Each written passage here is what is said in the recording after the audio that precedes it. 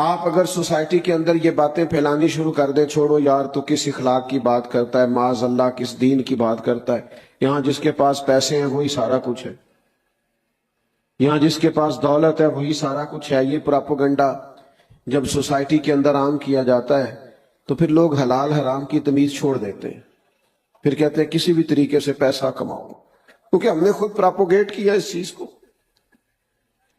جب ہم یہ پراپوگنڈا کرتے ہیں لوگوں کے سامنے کہ یار ہر بندہ لالچی ہے، تو اس کا معاشرے پہ برا اثر پڑتا ہے ہماری ان باتوں کا۔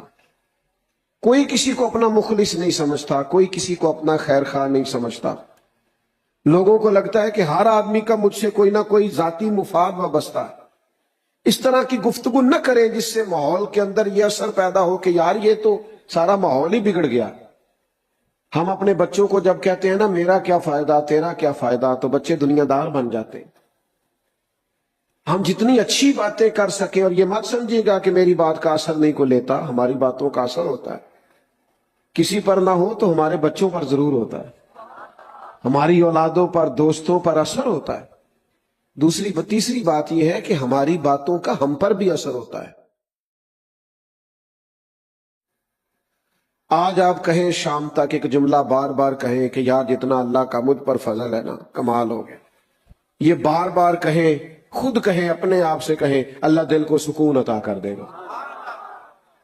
آپ اللہ کی نعمتیں آج گنے شام تک، کہیں کہ بڑا فضل ہے، خدا جانے بلندی ہے کہ پستی، پر جہاں میں ہوں وہاں کوئی نہیں ہے۔ آپ یہ کہہ کے تو دیکھیں آج شام تک گنے میرے اوپر یہ بھی فضل ہے، یہ بھی فضل ہے، یہ بھی فضل ہے، آپ گنے، آپ یقین کریں دل کو سکون ہو جائے گا۔ اور اگر شام تک آپ خود ہی کہیں یار کیا کریں، محنت بڑی کی ہے، کوئی کام نہیں بنا، دوست مخلص نہیں ملے، بہن بھائیوں نے ساتھ نہیں دیا، فلانا دنیا دار ہو گیا، آپ یہ باتیں جتنی زیادہ کریں گے آپ کے دل میں بے چینی پیدا ہوگی۔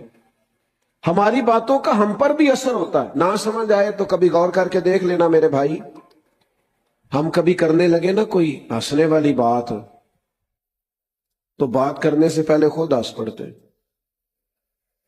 حالانکہ آپ نہیں بنا سکتے جی، آپ بات سنیں۔ عزیز دوستو، ہم کوئی مسکرانے والی بات کرنے لگتے ہیں نا تو بات ابھی ہمارے ذہن میں ہوتی ہے تو ہم خود مسکرانا شروع کر دیتے ہیں، اور کوئی رونے والی بات کرنے لگے نا، اپنا کوئی دکھ بیان کرنے لگے تو بات کرنے سے پہلے خود رونا نہیں آ جاتا۔ اس کا مطلب ہے ہماری باتوں کا ہم پر بھی اثر ہوتا ہے، معاشرے پر بھی اثر ہوتا ہے اور ہم پر بھی۔ تو جب باتیں جو کرنی ہیں، اللہ نے زبان دے کے فضیلت جو عطا کر دی ہے، تو کیوں نہ اس طرح کریں، اپنی کوئی کرے نہ، جب بھی کرے اللہ کی کرے یا اللہ کے رسول کی کرے۔ یا ایھا الذین آمنوا اذکروا اللہ ذکرا کثیرا، اپنے رب کا کثرت سے ذکر کرو مومنو، اور کتنا، وسبحوہ بکرۃ واسیلا، صبح و شام اسی کی پاکی، اسی کا نام جپو، اللہ کا ذکر کرے، اللہ کے رسول کا ذکر کرے۔ اور یہ ذکر کرنا، خالی ذکر کرنا، ایک یہ ہے کہ اللہ رسول کی بات پر عمل کرنا، صرف ذکر کرنا بھی دل کو سکون عطا کرے گا۔ خالی نام جپنے سے بھی معاشرے کے اندر خوبصورتی پیدا ہوگی، اور یہ ذکر کرنا اور ذکر کو عام کرنا اتنا اہمیت کا حامل ہے کہ اللہ نے فرمایا وَرَفَعْنَا لَكَ ذِكْرَكَ، اے محبوب ہم نے آپ کے لیے آپ کے ذکر کو بلندی عطا فرما دی۔ حضرت جبریل عرض کرنے لگے یا رسول اللہ، رب فرماتا ہے ہم نے آپ کا ذکر اس طرح بلند کیا ہے کہ محبوب جہاں جہاں رب کا ذکر ہوگا وہاں رب کے رسول کا بھی ذکر ہوگا۔ جب ہم کریں گے نا نبی پاک کا ذکر، الحمدللہ ہم سنتے ہیں، باتیں سنتے ہیں، کتابیں پڑھتے ہیں، مارکیٹ میں لٹریچر موجود ہے، جب ہم حضور کا ذکر کریں گے نا، مثلا ہم نبی پاک علیہ السلام کے حلم کا ذکر کرتے ہیں، بردباری کا، کہ نبی کریم میں تحمل تھا، بردباری تھی، ٹھہراؤ تھا، طبیعت، یہ ذکر بار بار ہم کرتے ہیں، اپنے بچوں کو بتاتے ہیں، نتیجہ کیا نکلے گا؟ ہمارے بچوں کے اندر ٹھہراؤ پیدا ہوگا، سکون آئے گا، اطمینان آئے گا۔ میں ذمہ داری سے کہتا ہوں آپ ان حدیثوں کو پڑھیں، ان کو سنیں، ان کو بیان کریں، ان روایات کو لائیں جن میں نبی پاک نے اپنے دشمنوں کو معاف کیا ہے۔ آپ یہ کر کے دیکھیں، آپ کا بھی معاف کرنے کو دل کرے گا، طبیعت میں شوق پیدا ہوگا کہ میں بھی معاف کر دوں. آپ نبی پاک کے جود و عطا کا ذکر کر کے دیکھیں کہ حضور بانٹا کرتے تھے، دیا کرتے تھے. صحابہ فرماتے ہیں لفظ لا تو کبھی سنا ہی نہیں. حضور کے جود و عطا کا ذکر کر کے دیکھو، کنجوسیاں ختم ہوں گی ماحول سے، بخل ختم ہوگا سوسائٹی سے. یہ جو لوگ غریبوں کے حق میں، مساکین کے حق میں تنگ دل ہو جاتے ہیں، ان کے دلوں میں وسعت پیدا ہو. ہم اگر چاہتے ہیں کہ ماحول اعلیٰ ہو تو ہمیں اپنے نبی کی سیرت کا، حضور کے احوال کا، فضائل کا، خصائل کا، شمائل کا ذکر کرنا ہوگا. پر ایک شرط ہے، عام ذکر اور ہے اور حضور کا ذکر اور ہے. اس ذکر کے لیے نا بندے کا لہجہ بھی باوضو ہونا چاہیے، انداز ذرا نرالا ہونا چاہیے، ذرا اس کے لہجے میں خوبصورتی زیادہ ہونی چاہیے. کوئی بھی چیز ہے نا جی، ذرا تھوڑا سا آپ ذوق سے کر لینا، شوق سے. امام مالک رحمت اللہ علیہ کی خدمت میں کوئی شخص حاضر ہوتا تو آپ فرماتے فقہی مسئلہ پوچھنا ہے یا حدیث پاک سننی ہے؟ تو کہتا فقہ کا مسئلہ پوچھنا ہے. امام صاحب بتا دیتے، فقہ کی بات بتا دیتے. وہ کہتا میں نے حدیث سننی ہے. ادھر دیکھنا میری طرف، بندہ ایک ہے، 100 کا مجمع نہیں. تھوڑے بندے دیکھ کے خطیب صاحب ناراض نہیں ہو گئے، بلکہ ایک بندے نے حدیث پاک سننے کا کہا ہے تو امام صاحب نے غسل کیا، کپڑے بدلے، پھر خوشبو لگائی ہے، پھر امام صاحب نے امامہ باندھا ہے، پھر ممبر پر بیٹھے ہیں، پھر اس بندے کو سامنے بٹھایا، آ میرے دل آمنہ کے لال کی باتیں کر. نبی کریم کا تذکرہ کرنے کے لیے ذرا انسان کی طبیعت میں کیف پیدا ہو، سرور ہو اس کے دل کے اندر، اس کی طبیعت مچل رہی ہو، وہ حضور کا ذکر کرے تو ذرا تھوڑا سا نرالا ہو کے کرے، اور جملے بھی حضور کے لیے بیان کرے تو ذرا سونے کر کے بیان کرے. مجھے اپنے سیاستدانوں سے شکوہ ہے، یہ سیاسی تقریریں کرتے ہیں لیکن جب اپنی جماعت کے لیڈر کا نام لیتے ہیں تو بڑے بڑے القابات کے ساتھ لیتے ہیں، قائد عوام اور قائد جمہوریت اور فلانا اور فلانا، بڑے القاب. لیکن تکلیف سے یہ بات عرض کرتا ہوں، حضور علیہ السلام کا نام لیتے ہیں تو لینا نہیں آتا.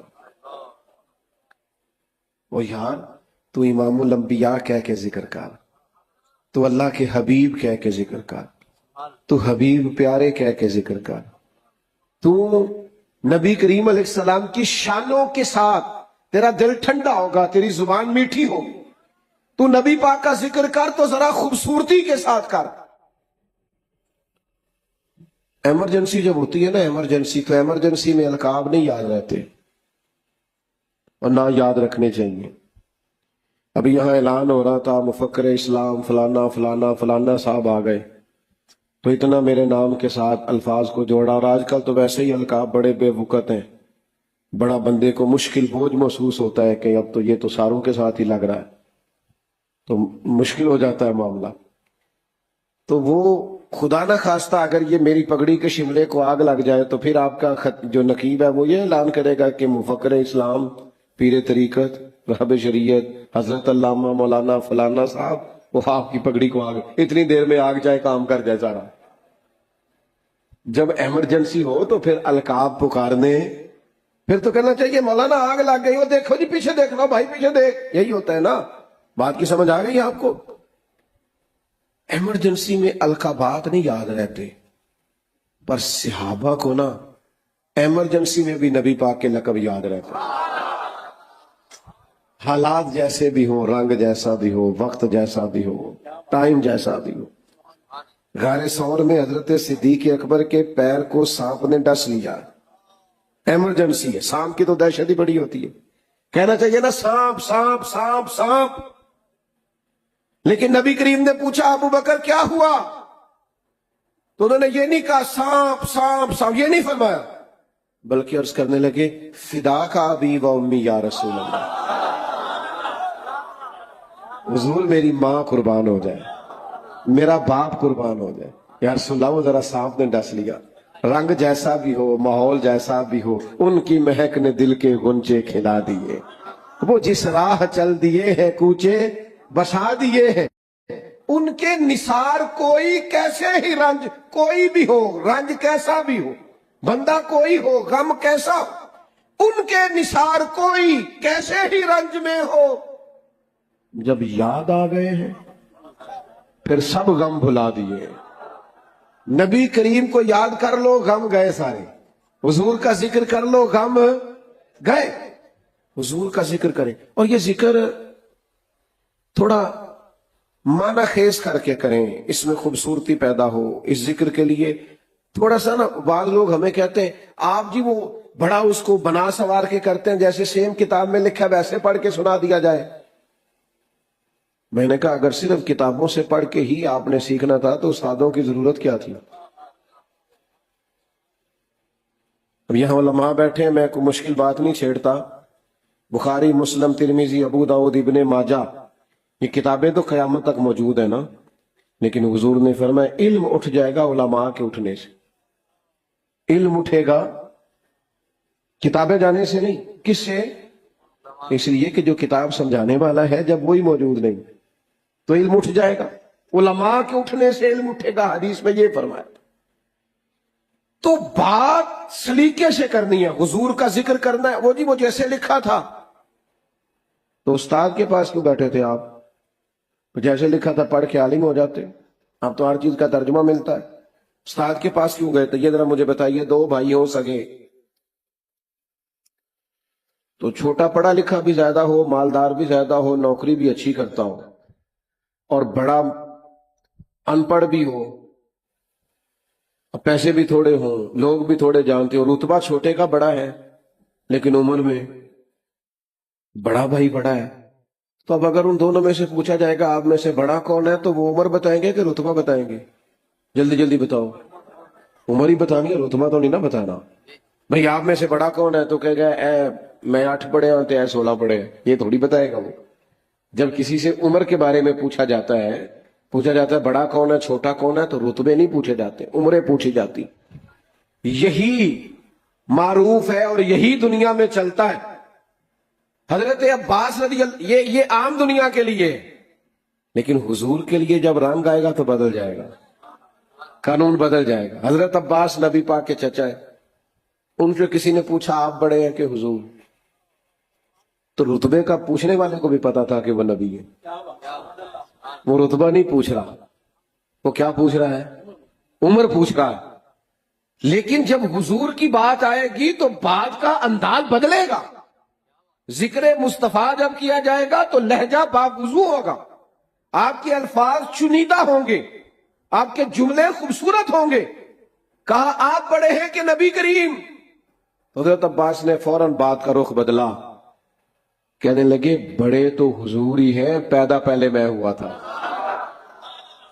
بڑے تو حضور ہی ہیں، پیدا پہلے میں ہوا تھا، وہ بڑے وہی ہیں۔ انہوں نے رتبہ بتا دیا۔ آپ ذکر مصطفیٰ کریم کے لیے اپنے، ہمیں نا ویسے بڑی باتیں آتی ہیں، ناراض نہ ہونا۔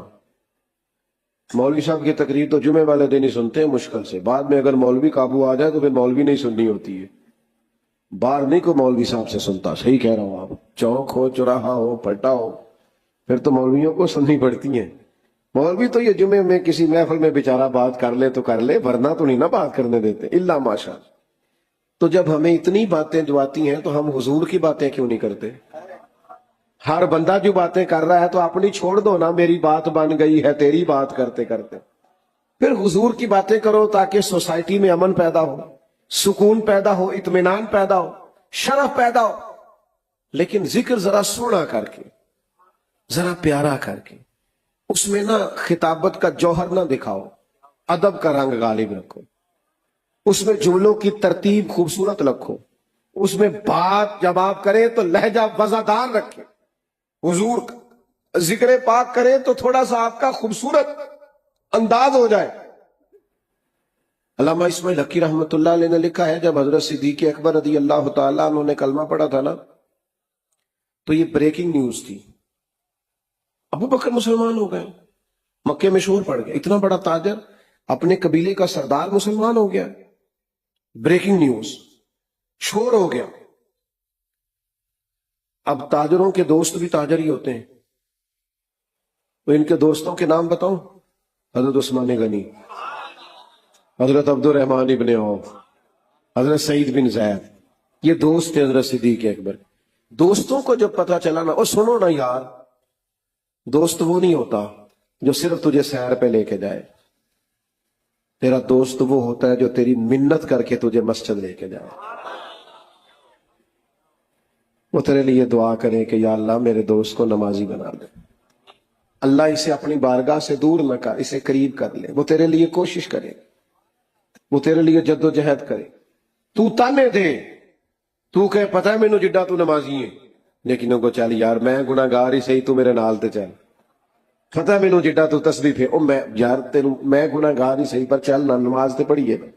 یہ دوستی ہے، یہ معیار دوستی، یہ سٹیٹس بناؤ، یہ دوستی کا سٹیٹس اور معیار بناؤ۔ سننا میرے بھائیوں، یہ دوست تھے حضرت صدیق اکبر کے، حضرت عثمان غنی، حضرت عبد الرحمن ابن عوف۔ ان صاحب نے کہا چلو نا یار پتہ کرے، خبر پھیلی ہوئی ہے کہ ابو بکر مسلمان ہو گئے۔